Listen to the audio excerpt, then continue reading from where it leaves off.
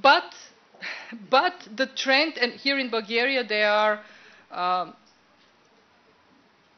counts, the latest count, 8,000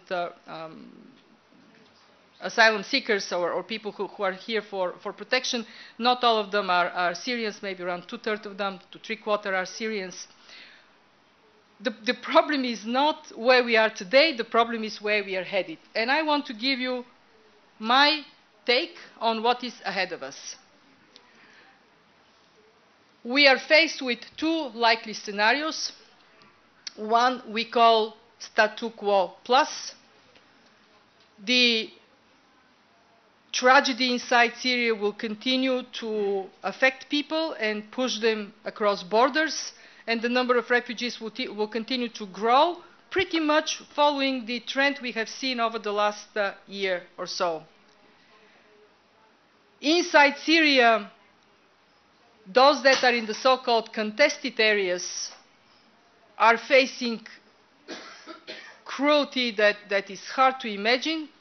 Disrespect for international humanitarian law inside Syria exceeds anything that even the most experienced humanitarian workers have seen, in terms of shooting at doctors, bombing hospitals, blocking access of civilians to food, taking out surgical kits from humanitarian convoys, meaning that somebody on the other side of the fighting line will die because you don't provide with medical support. The restrictions on medical care are unbelievable. The lack of access to medical care, and of course the whole system of medical care of Syria has collapsed. The fact that we now have polio returning to Syria after 1999 it was eradicated is only the most visible tip of the iceberg. Basically, a country that was middle-income country had universal access to education. 97% of boys, 96% of girls were in schools. Now has at least 2.3 million children out of school, and it has practically no access to health care for anybody, especially in these contested areas. So, statu quo plus on that background is likely to be that speed that we have, maybe a little higher. But the most dangerous scenario is sudden, dramatic change that pushes a large number of people across borders. And that is not an unlikely scenario. Under different circumstances, one could be Lebanon doesn't hold anymore. Another one, we saw that today, Jordan has blocked actually crossing because of security concerns. Another one can be that in one place there is a shift in balance of military power. But in both cases, we do not, at the moment, we do not see a stop and go back to normal scenario as viable for observable future. And that happens when the third winter is knocking on the door, making, of course, conditions for people very difficult. So what do we do? This is what we see, but what do we do? Of course, the most important thing we do in the humanitarian world is to call for a political solution. There will be a meeting in the end of November. At the moment, it doesn't look great. But now in the humanitarian community, if we look at our priorities, we are saying now our number one priority today is to pressure for access for humanitarian assistance inside Syria. Whether this is through pressure on the fighting parties, which we have been trying to do with very limited, some success, very limited, but some success, or there is a new thinking that says, short of having peacekeepers, short of having a way to protect the delivery of humanitarian aid, we can't change the situation in the country while we are working on a political solution. But I can say very clearly that if we do not make progress on access inside Syria, the impact on the neighboring country is going to be dramatic, and of course we will feel it in Europe, and I'll come back to this point. It is a very sensitive point right now in Bulgaria. The second priority for us is to continue to raise money. Europe is #1 donor by far on the humanitarian side of this crisis. We have provided $2.7 billion so far. The next, actually I should say the next donor is Turkey, because Turkey has done for the refugees inside Turkey, according to Turkish sources, close to $2 billion. In the international community, the US has provided $1.3 billion. Money that, at least for our money, I can say, has done three things. One, help desperate people inside Syria. 40% of our money goes for humanitarian aid inside Syria, both in government-controlled and opposition-controlled areas. Unfortunately, it is more and more difficult to help people in the so-called contested areas. I talked to ICRC, one of our main partners. They have managed to get another food convoy into the Aleppo area, but no medical assistance. Not possible to get medical assistance, which is critically needed. Secondly, 40% of the money goes for the refugees in the neighboring countries, especially Jordan and Lebanon. And very important for our help, 20% of EU assistance goes for the local communities in Jordan and Lebanon that are so overburdened today by the presence of refugees. In Lebanon, now close to 40% of the villages where there are refugees, the refugees outnumber the local people. And obviously that is unattainable unless there is help to people. But we have to do more next year and the year after. And as a humanitarian commissioner, I will tell you this. When a crisis is on the front page, actually you can raise money. Not easy, but you can raise money, even in Europe in a crisis. But if another crisis comes or something else comes, 2014, 2015, we will have to continue to raise similarly high amounts of money because the impact of the crisis would be long-lasting. Third, recognize this is not a Syria crisis anymore. This is a regional crisis, and therefore we have to help the whole region very actively and help the countries in Europe like Bulgaria and Greece that are now, and Italy, that are now feeling a bit of a pressure. Four, and this four to me is hugely important, focus on children. Half of the victims of this crisis are children inside Syria, in the region. And my concern is that unless we invest in children today, not in 3 years, we are going to have a disfranchised, uneducated, lost generation. Let me finish with a couple of words on Bulgaria, since the Bulgarian audience here is very, very interested. We got a problem that we didn't have before. It's a difficult problem for Bulgaria, and the country is struggling to resolve it. And it is happening at a time when, unfortunately, across Europe, there are very strong anti-immigrant sentiments.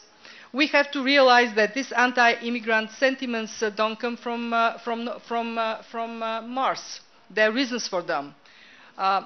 Refugees globally, around 18 to 19 million, 80% of them go from one poor country to another. 20% go to industrialized countries. Out of this 20% that goes to industrialized countries, 74% comes to Europe. And of this, 62% comes to EU member states. And there has been a marked increase because of fragilities not just in Syria, fragilities in Somalia, Congo, Eritrea, just name it. And that happens. Last year, for example, we had 330,000 applications for asylum in Europe. 100,000 people were granted asylum. More than half of those who were granted asylum got it in 5 countries. Germany, biggest number, they have 600,000 refugees, followed by France, Sweden, UK, Belgium. In other words, we do not have a uniformed, Europe-wide treatment of the issue of refugees. And that is an impediment for us to deal with the problem. We have very different approaches. In some countries, refugees are easily integrated, more easily integrated. I'm thinking of Germany and Sweden. In some countries, they do not get integrated. They are in ghettos and they turn into a problem for local communities. In this context, when we have refugees in Bulgaria, we also have a very strong pressure of xenophobic attitudes. The irony is that the xenophobic attitudes in Bulgaria towards the Syrians feed into xenophobic attitudes in Europe towards the Bulgarians and the Romanians. So we kind of chop the branch we sit on in terms of European placing. But we need to understand that it is in a country that is facing enormous economic difficulties, where people are exhausted of trouble of all kinds, domestic, political trouble, economic trouble, and they fall easily victim to here is the enemy. I want to praise ordinary Bulgarians. Every time I got worried about my country and how it approaches this issue, I read something from somebody. Yesterday morning it was a woman in the city of Varna, handicapped, who writes to me, I gave my wheelchair, I can't really use it anymore for the Syrian refugees. Ordinary people are who have very little are generous, but we have a problem and we have to address it. In Europe, we are assisting Bulgaria in 4 ways. First, recognize technical constraints. We don't have the problem, we don't have the people to deal with it. 100 experts are coming for about a year to work with Bulgaria on registration, processing, assisting also of using EU money. Secondly, in-kind assistance. I don't know whether the ambassadors of Slovakia, Slovenia, Hungary, and Austria are here, or anybody from your embassies. Stand up, people should see you. Thank you very much. Thank you for the in-kind assistance that you have provided, and now Latvia is joining this club. Third, Bulgaria will receive financial assistance. Right now, it is a matter of detail what exactly is eligible, but money is in principle committed. In other words, political decision is taken. And fourth, Bulgaria can count on Frontex of help to guard the borders more effectively. Now, let me finish by saying, okay, this is so horrible. Can we look into the future with some hope? My conclusion is very simple. 4 years on the job, I have seen the most dramatic tragedies there are in the world. And always, always I have been impressed how in a very tragic moment the best of people can come up. Problem is, goodness is very quiet, whereas hate is very loud. So if you want to have hope, we have to amplify the voices of goodness and make sure that they are the voices that guide us in the future that is not going to be easy in front of us. Thank you.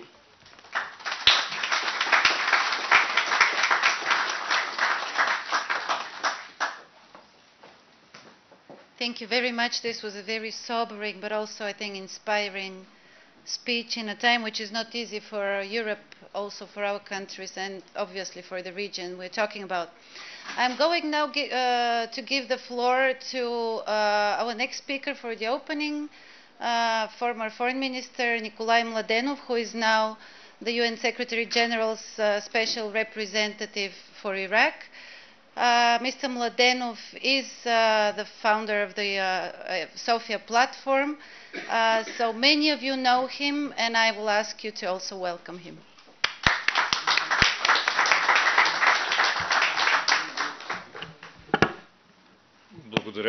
Благодаря, Весела. Благодаря на всички колеги, които с такъв хъс и с такъв ентусиазъм продължиха идеята на Софийската платформа. Това е вече нейното 4-то издание.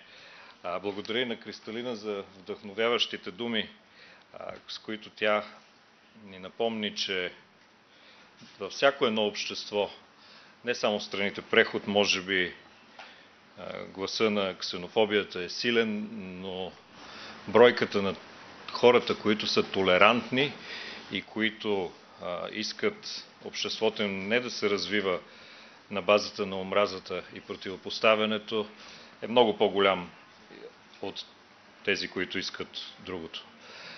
Уважаеми министър Станчов, уважаеми министър Пирински, уважаеми господа посланници, приятели, колеги, за мен наистина е чест да се върна на 4-то издание на Софийската платформа, да говоря за голямото предизвикателство, което преходът в страните от Близкия изток и Средиземноморието представлява за всички нас.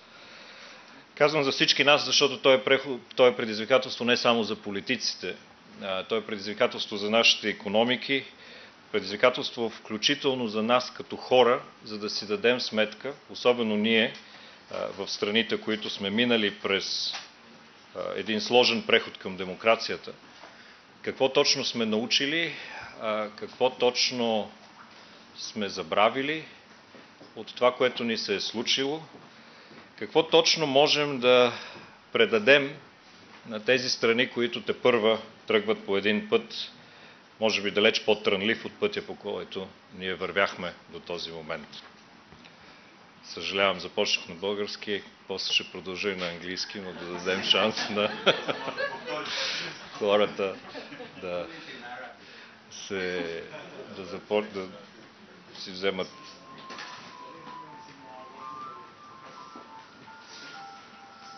Софийската платформа в първото си издание беше открита от генералния секретар на ООН Бан Ки Мун. В неговото изказване тогава той припомни две неща, които мисля, че бяха много, много важни. Първо, че преходът към демокрация не е само в страните от Централна и Източна Европа, че такъв опит глобално има в много други части на света, къде е по-успешен, къде е по-бавен, къде е по-труден.